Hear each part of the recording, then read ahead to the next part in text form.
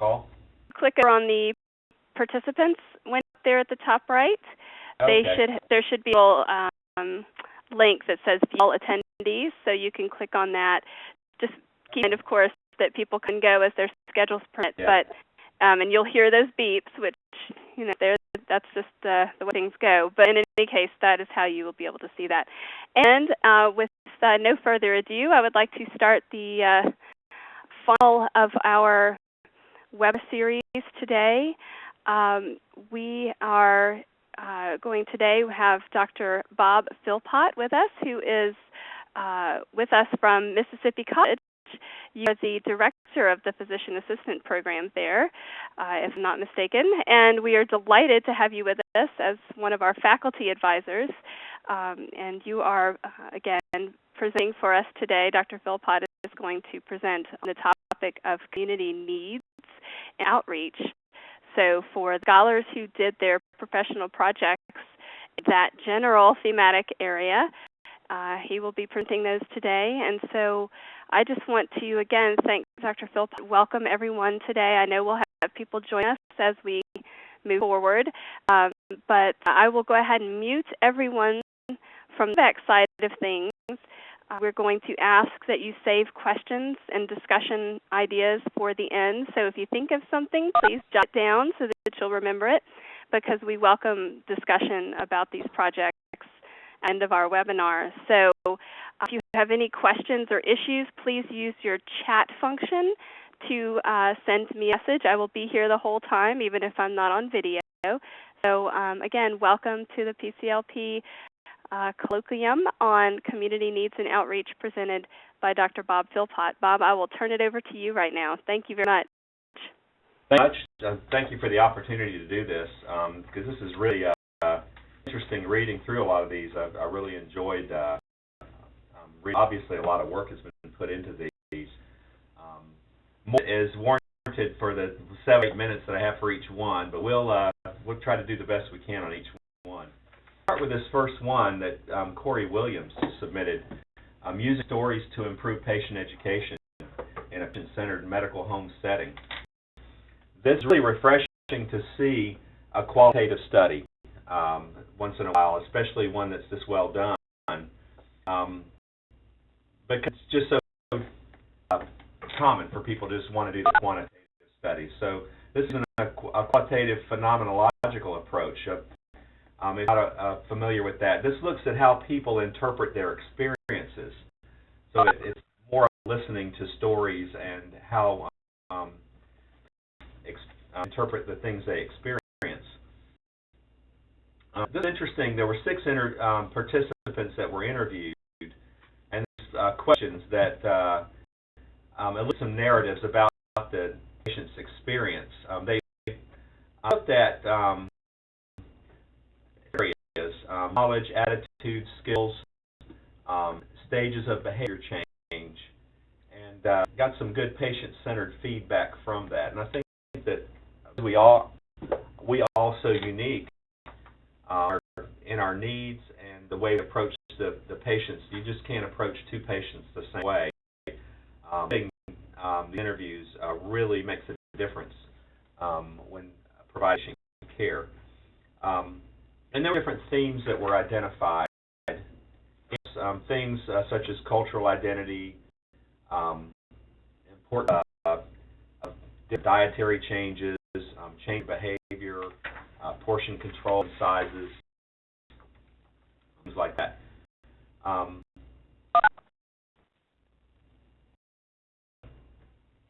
think that this provided a really good model. I think one can be certainly expanded on. One of the things that I disagree with is limitations. He said a limitation was that this was not an empirical quantitative study. I think that's actually a strength. The fact that this is a qualitative study, you just can't get this kind of good qualitative information from a set of numbers.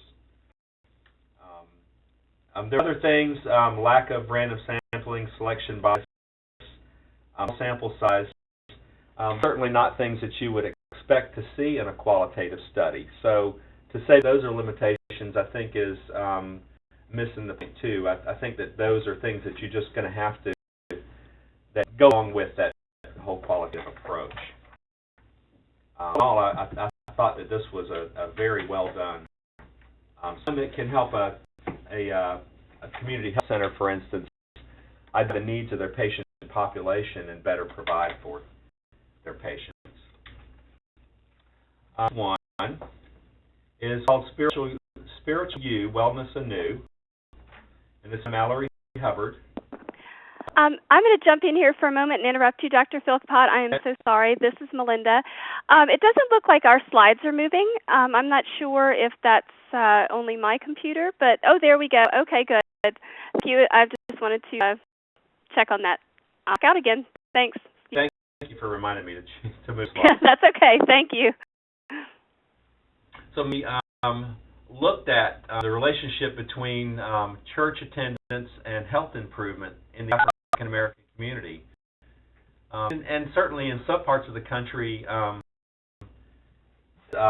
lot more relevant than others, where the church is a really big part of people's lives. So she looked at some outcomes.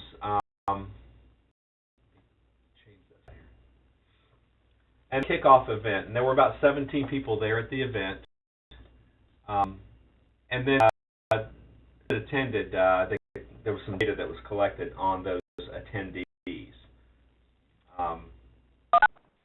So she knew if the active involvement of church pastors increased the numbers of members that were seeking health care. You can see from the data, St. Luke's. There was a lot more participation than some of the other churches.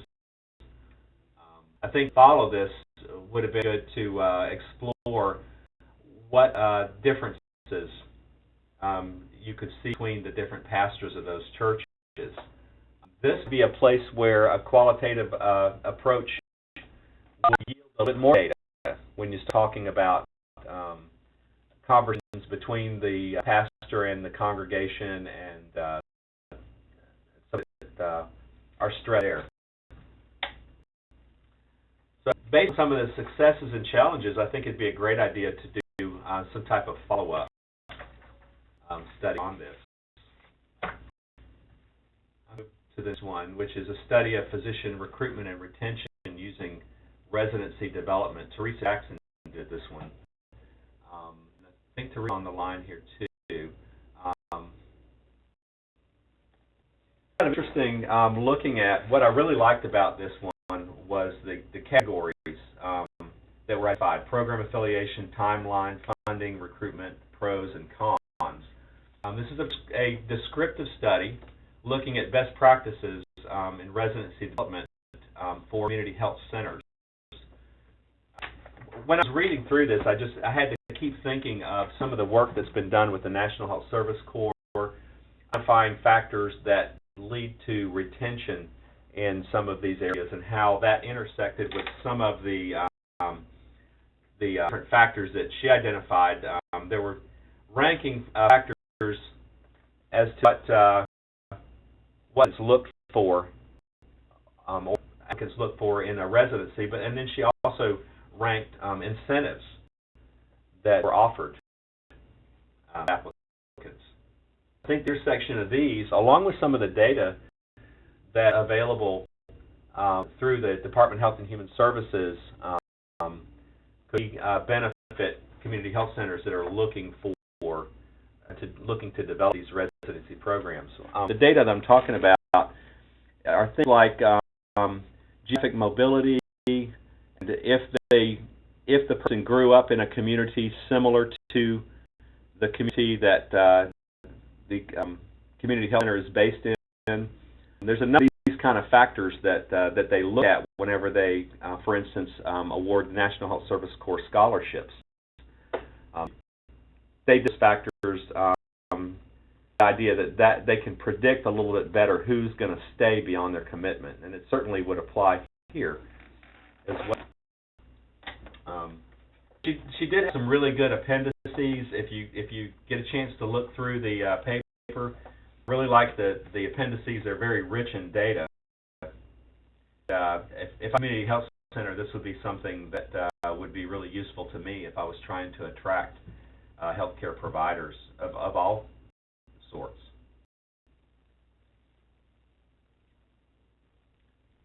Go on to the next one.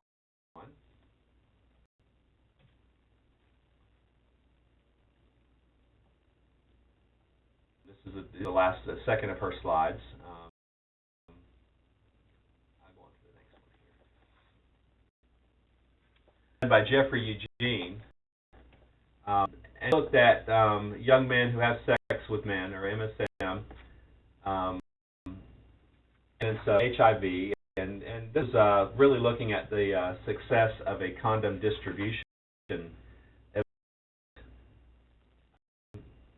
And it was intended to introduce this campaign to the community and distribute condoms to this high-risk population. The about 20 on this study. And he was really just, as an outcome, he was looking at the responses, thought that it was effective. In the case, the participants thought that the event was effective and useful.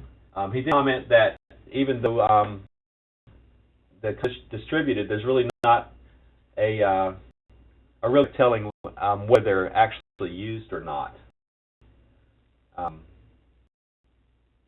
So this also led to some testing. Among us, 8 people were tested.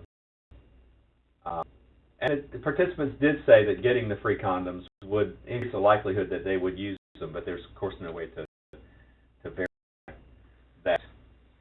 This one would be another one that might lend itself to a qualitative phenomenological study, looking at some of those stories and narratives about sexual behavior and risk-taking among this population.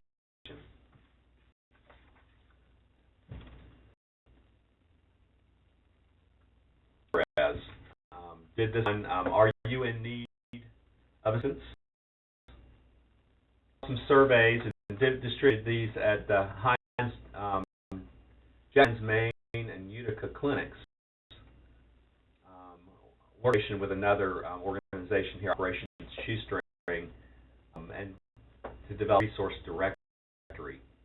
All social workers over at Jackson and Hines, and she worked with them to gather some resources together. Wide were some disparities, type disparities at these clinics. The biggest thing I think was the self-insurance and family insurance, lack of medical care in the clinic. But see that there's a difference between the two clinics as far as the percentages in each one of these categories. And it goes back to what I mentioned earlier, where every patient population has its own unique needs.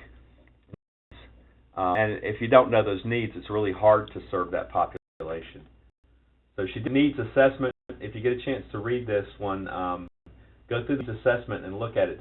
It's very well done.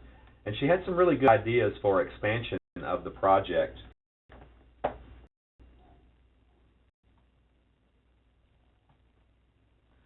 One is Donna Headley.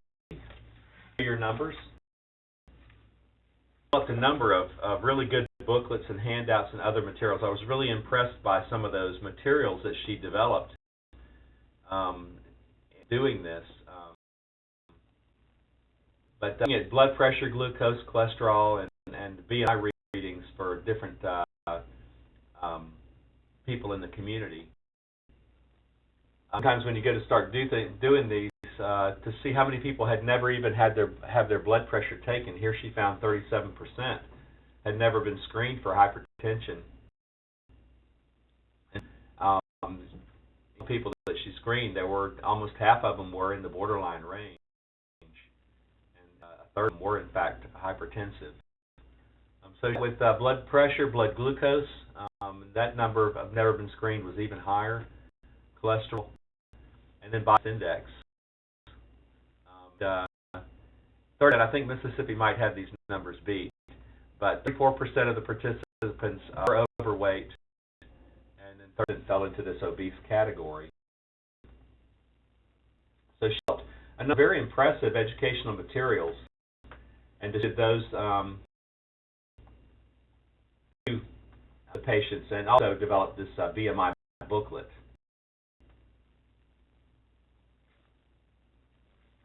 The next is by Shannon Wilson. This is a small pilot study looking at childhood obesity at this Matthew Walker Comprehensive Health Center. And it was in the form of a dance party where it's an abstinent exercise. And the whole idea was to get these kids in between the ages of 9 and 12 and educate them a little bit about healthy eating habits and obesity. So children and their parents to attend the event.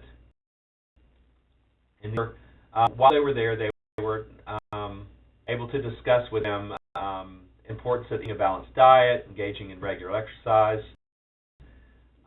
And her outcome she measured was how well they were satisfied or how well they liked the event. I like the scale that she used. There was a lot of symbols on the scale, frown faces, smile faces, things like that, that would be easier for somebody this age to understand and respond appropriately. Percent of the participants said that they would attend the event again. So as a study, this would that this type of thing would be more popular and well done on a larger scale.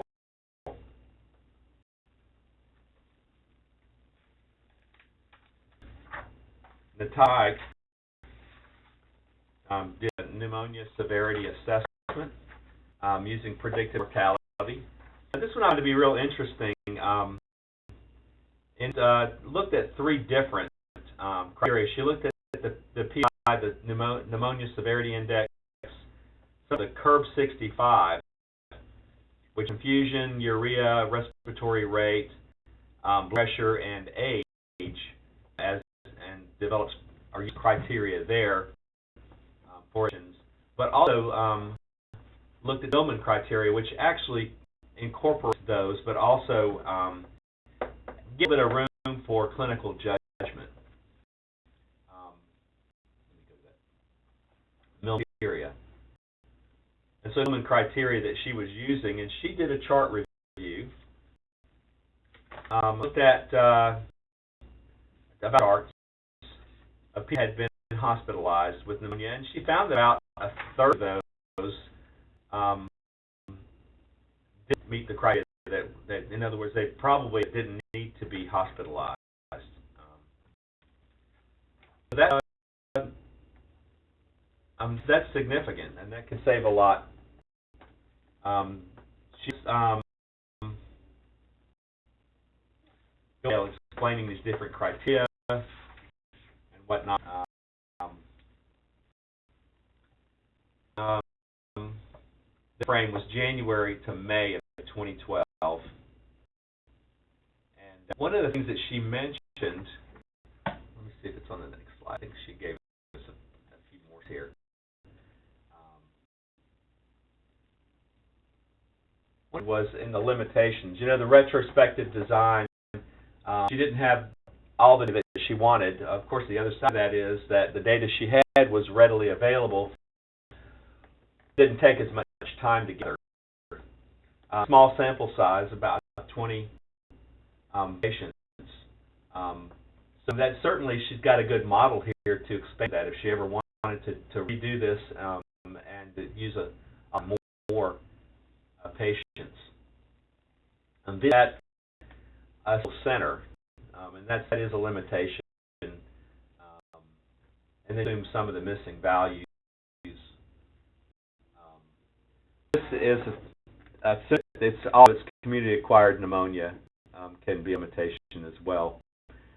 What she mentioned, though, is using this predictive biomarker, procalcitonin. Kind of interesting, because procalcitonin on how it's used, I guess could be added to what she did. It would seem to me that it would be more like that we use D-dimer days, because the specificity is so low. You know, sensitivity is about 92% for this, but the specificity would be about 35%. So the likelihood ratio would be pretty low there, too, at 1.4. A really interesting approach, a nice model, I think, that could be expanded and used in a lot of settings.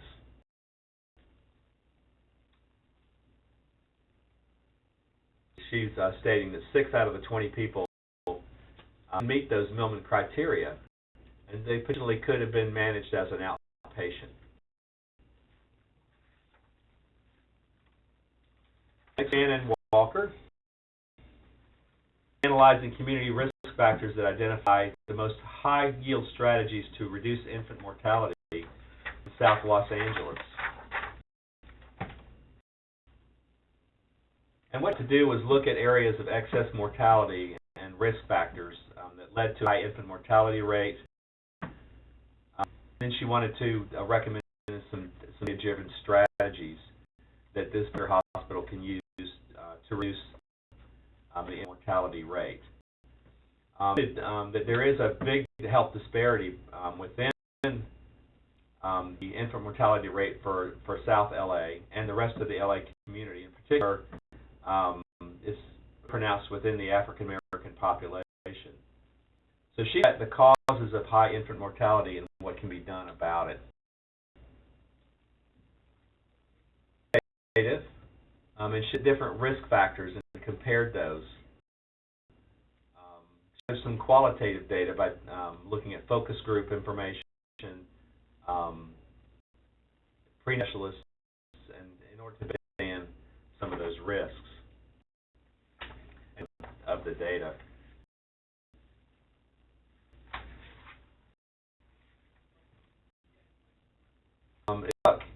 The greatest excess mortality was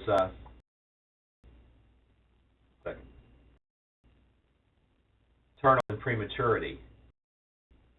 You can see those highlighted there.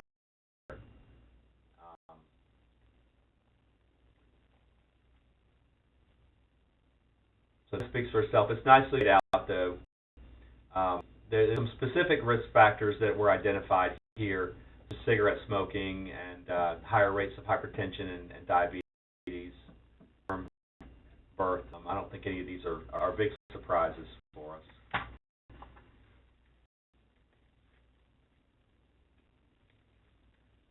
The focus group results. 80% of the specialists did not recommend the NICU there. Instead, they really focused on preconception, prenatal care programs. It's going to be the most cost-efficient and effective approach, centering pregnancy, preconception care, and interconception care.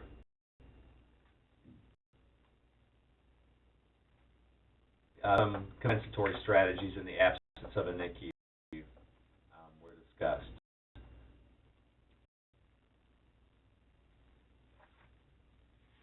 It's been, she said, these areas of excess mortality and risk factors emphasize the need for interventions addressing maternal health, prematurity. Once again, they didn't recommend, they try to stay out of the NICU as much as possible. Focused on some of these other strategies such as care, preconception, interconception care, things like that, to support other programs and the availability of those. Any questions or discussions? I think I went through these pretty quickly.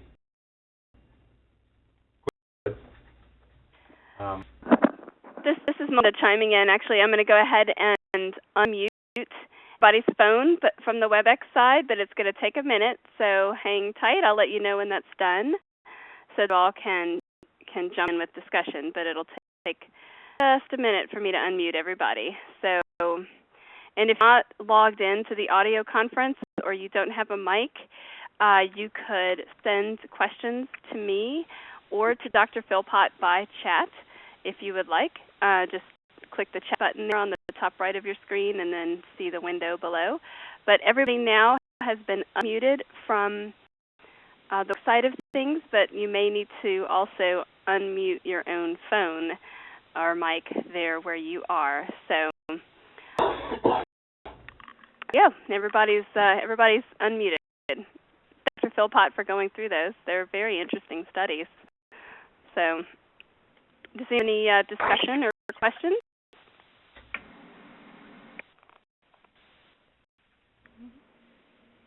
Participants here who were featured in today's presentation like to talk more about their projects or say anything additional that they found noteworthy? A lot of familiar names on there, so I know they might be muted from their phones, so they're muted from our side. But Dr. Philpott. Hi, Mallory Hubbard. First, I just want to thank you for doing this for us. This was my first experience with such a program, and I listened to some of the critiques you had, and I actually will be continuing with my site to try to get more data to include in the study because they were very excited about doing it and really seeing like the outcome of it. One of the churches involved actually had a death in the church, like one of the very well-known deacons. And I put that in my paper. I should have put it on the slide there, but definitely like your pick of it will help me to kind of line what they need and we need to do in order to get some data and see if this is something that really is, you know, solid as far as my hypothesis and getting the involvement of the pastors, you know, improve people going and seeking primary care. Thank you. You know, a lot of the things that churches use are often prepackaged kind of things, like a DVD that they can show to the congregation, or you know, booklets and things like that. I see a lot of that for different things, and I'm wondering whether that would be a good approach to use, is to put together something like a DVD that the pastor can show the congregation to get them interested in these events. Sounds like a quick thing. I know I spoke with about maybe like something in the church bulletin. Yeah. That's something really that people utilize. So, but yeah, I thought of a DVD maybe to be played during like the church announcements.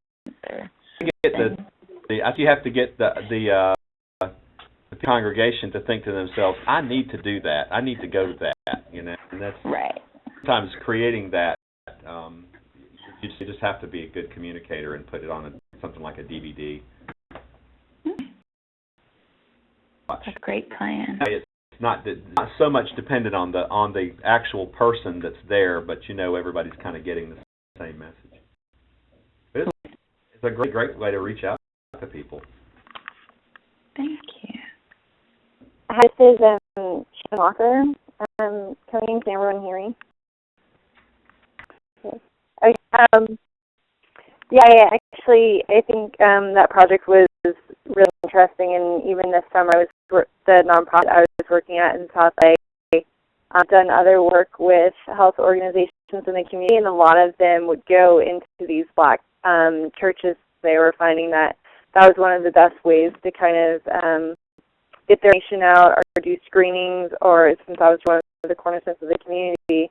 The problem that they were finding on the other end of that was that so many health organizations started doing that just were getting hit up all the time from like one cardiovascular group, and then one infant mortality group, and then one HIV group. Wondering, Dr. Philpott, what you thought, or if anyone else had any other ideas about how these organizations could kind of maybe concise the data, the screening, or whatever they want to do, so that these churches just aren't hit up all over the place by all these different types of activities or recommendations.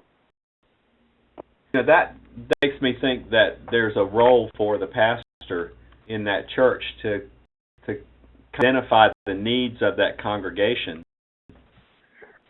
You know, if you had a congregation that doesn't really need a good category, if you've got a congregation that doesn't have needs in one area, it might be better to focus in a different area. If 75% of your congregation is pregnant females, then you probably would have somebody come in and talk about prenatal care, as opposed to maybe cardiovascular, or have a cardiovascular surgeon come in. So I think by having the pastors identify some of those needs and then work with a primary health care provider to put the events together would be real useful. Thanks. That makes sense to have kind of one, like the church itself in charge of kind of screening through what they're going to be having their congregations invest in. Questions on this one? This is Jeffrey. Can I be heard? I'm not sure if anybody can hear me. We can hear you. Is this Kathy? Yes. I know heard Jeffrey jump in too, but Kathy, we can hear you. Oh, good. Okay. First, thank you for the presentation, and thank you to all the students for your hard work. I'm Kathy Westfielding. I'm Executive Director of the Association of Clinicians for the Underserved and on the advisory committee, and spent many a year putting together student programs such as the ones you participated in. And my question to the students on the phone is, what do you actually learn from the community that your formal education didn't provide, and what would you really recommend to your academic programs to make sure that they get the kind of exposure that you've had in the leadership program? Hello? Yeah, I can hear you. Hi, this is Jeffrey Eugene. I'm a student at Morehouse School of Medicine, and I think the most, because I work in HIV prevention, I worked with community leaders and testing supervisors that are engaged in the community, so I had a lot of insight from them and working with them because they have the most direct contact to the community. And so learning from them, I was able to better interact with the community when I went out to work on my project. But one thing at my school, and I appreciate them for, in the curriculum during our first year, we have a community health course. Our first years are required to participate in. And the skills that I learned in that community health course really became helpful and very beneficial for me doing my project when I was out in LA. So I think a community health course that teaches students how to host a focus group, that teaches students to create an assessment and then to create intervention programs and then to evaluate those programs be very beneficial, especially if a lot of students are looking to go into working in primary care and community health centers. So I would say my experience through the community health course is very helpful in my performance in LA. Anything else?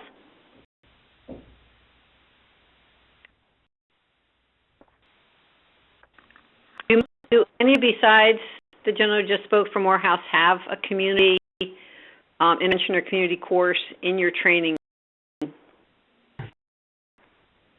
Yeah, this is Shannon. I go to Johns Hopkins, and the first class we take is a community health course, and it's on health disparities. And then we take like a bus tour around Baltimore, and we talk to, and the bus tour is actually led by a member of the community. And then different patients here for different diseases that we study will come in from the community and kind of share the more like social perspectives and more insights into the disease. Good. Okay. My follow-up question, AC is very lucky to have a partnership with the Journal of Healthcare for the Poor and Underserved at Meharry.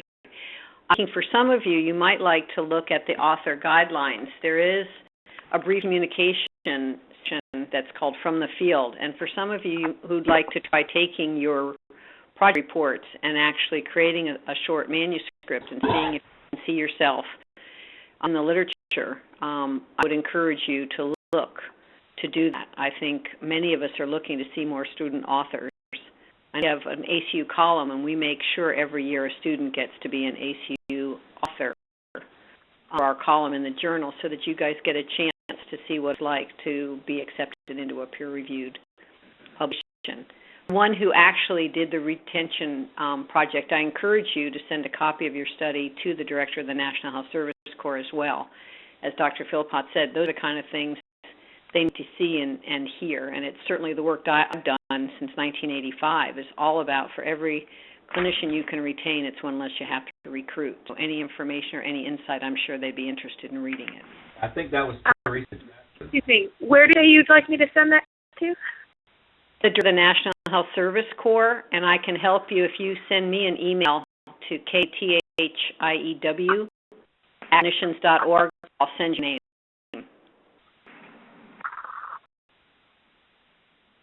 I think one of the challenges, talking about that particular area, one of the challenges that the National Health Service Corps has always had is that when they do the scholarship, they identify these people before they even start training. And by the time they finish medical school or PA school, they change, and their attitudes and aspirations sometimes change. And so go and do their commitment. Most times they'll go and do their commitment, and then they go on to do other things. And so they really are trying hard to find people who would have gone to that clinic anyway. How they can incentivize them. One of the things that I've seen over the years is that often those clinics are in places where you need an experienced clinician, yet these people that are going there are often right out of school. And I think being able to establish something like a residency program with something along those lines would be just tremendous in getting people into those clinics that are actually going to stay. Well, the one thing that's evolved is the program at A.T. Still University. I don't know if the students on the line know anything about it, but those students literally spend 1 year together with basic science, and they then are assigned up to federally qualified health centers, and they actually spend the remainder of their time in community-based medical education. And they're also starting it with the dental students. So you're right. The more you actually live and train with a community that you think that you'd like to serve, the more likely you are to have an affinity to that whole team. Finish. The health center is something else that you talked about, and that's where the residents really, again, train with them. I think as advocates, everybody on the phone needs to be aware of how precious those teaching health center dollars are within the structure of the Health Resources and Services Administration. That's part of the Affordable Care Act. Extend residency training into teaching centers. And was the premise under which I worked when I was at the American Medical Student Association, is if we could just establish health centers as teaching entities and be able to give the dollars and the resources back, partner effectively and fairly with academic programs, we'd have more success. I really like the ranking the factors, though. I thought that was really a nice thing to do. The factors that residents think that were important. I didn't see in there the Walmart factor, though. When I was out in the field, I had a person tell me that he was looking around, and as long as his wife said that as long as they were within driving distance of a Walmart, she would go anywhere. Yep. But my mother-in-law who did recruitment for a hospital in Kentucky, and we always said she had the woman-wife perspective, and it was always about where the woman wanted to shop. Yeah. Well, I think another big part of this is how well the community health center makes that healthcare provider feel like they're part of the family, bringing them in and supporting them, and that goes outside of the clinic. Are you including them in inviting them to go to the Little League ball games and including them in some of the community activities? Invite to come to a Lions Club or a Rotary meeting or things like that to get them inundated in the community. Otherwise, they'll still feel like an outsider after being there years. Right. Did many of you have an opportunity to really experience the role of community health workers and promotorists in these outreach efforts? And if so, do you feel you have a better understanding of the role of that person as part of your healthcare team in the future?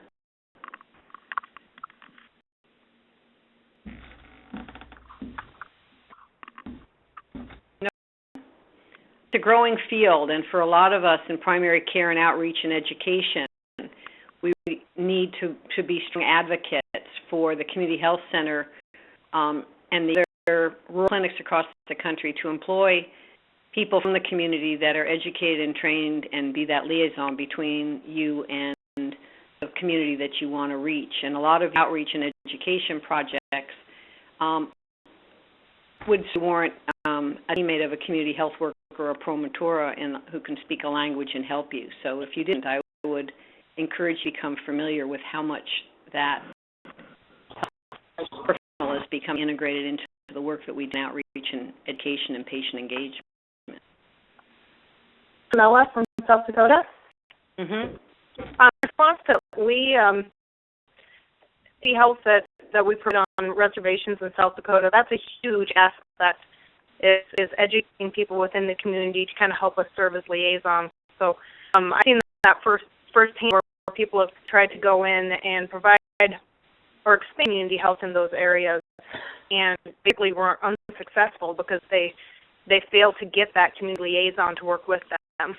And so I definitely can say that for the community health where I'm from, that I know it's very important to have that kind of a liaison work with you to make sure that you integrate yourself really and become part of a community rather than just being there to provide a service to a community.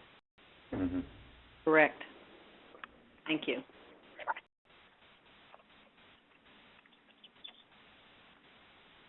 Good to hear. I just want to jump in for a second and say thank you to Kathy for joining us today. Really appreciate you being here, being a part of this discussion as one of our esteemed National Advisory Committee members. So thank you for being here. The other thing I want to say is that I know that, well, at least I believe that Jeffrey Eugene had a question earlier, but I'm not sure if you still have that question, Jeffrey. But if so, feel free to ask it now. Oh, no, fine. Thank you. Okay.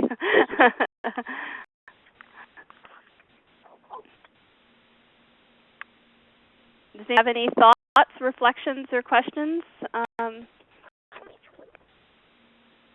I hate to monopolize, but because I haven't been able to be on any of these, I just love this opportunity to talk Great. to the students. Is there one thing that you want to share with us that was an aha moment or something that you didn't expect to learn or be exposed to during your placement that has really resonated with you and stayed with you? I mean, the projects are wonderful, meeting the clinicians, but something that really helped you grow in your exploration of careers in primary care that you hadn't really thought was going to be an outcome of this leadership program? Anyone want to share something? This is Mallory Hubbard. I was placed in Nashville with United Neighborhoods. And one thing that really resonated with me, I was able to kind of follow along with some of them were, they were physicians, they weren't clinicians at all, but they did more of kind of like the social work side of community health.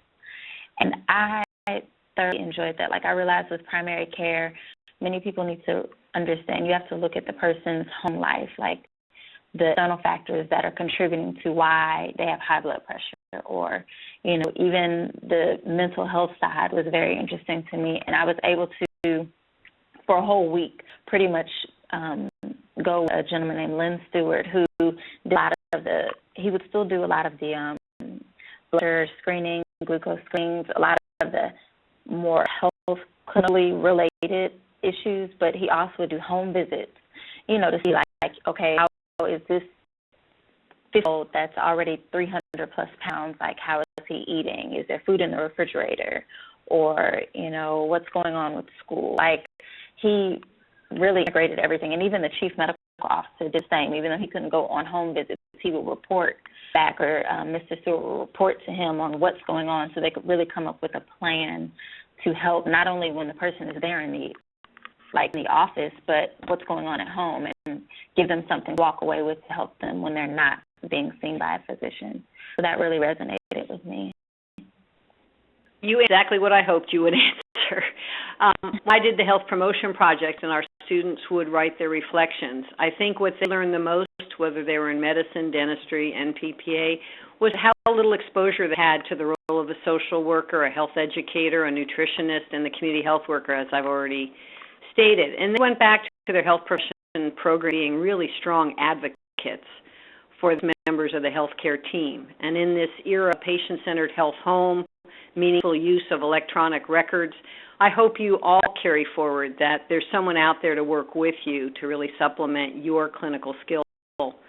And those are the people that want patient engagement and care coordination to be at the highest level possible. So if there's anyone else who wants to share, but thank you. You were right on with your observations.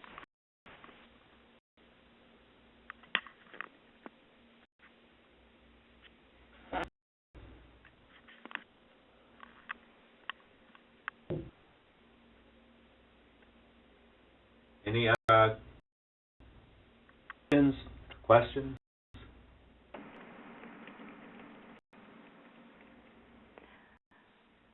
Again, thank everybody for being with us today. We might just have kind of a quiet day today. That's fine. It has, I'm sure everybody's had a busy week. It's Friday after all. But thank you to those who have chatted with us today and participated in these questions and answers and listened about your projects and, of course, about the bigger picture as well, your experience this summer with PCLP. We really appreciate that very much. And, again, thanks to Kathy for joining us. And Dr. Philpott, of course, I want to thank you for putting this nice presentation together for us today and taking the time to examine the projects and to, put this here. So thank you very much. I'll back on video just to close things out here. But does anybody have any last thoughts or questions they want to share? If not, Dr. Philpott, as a member of the advisory committee, thank you for going through all that because I haven't had a time yet to read papers, but you at least gave me a snapshot of what they did, and that was very helpful. Well, thank you for joining us. I enjoyed some of the things you had to say. Yeah.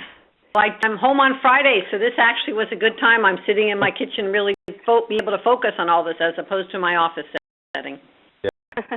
Terrific. Well, again, thanks to everybody. I will end the event, and thank you again. This was our last of the 4 colloquium, and we are so happy to have put these together and to have all the participation that we've had.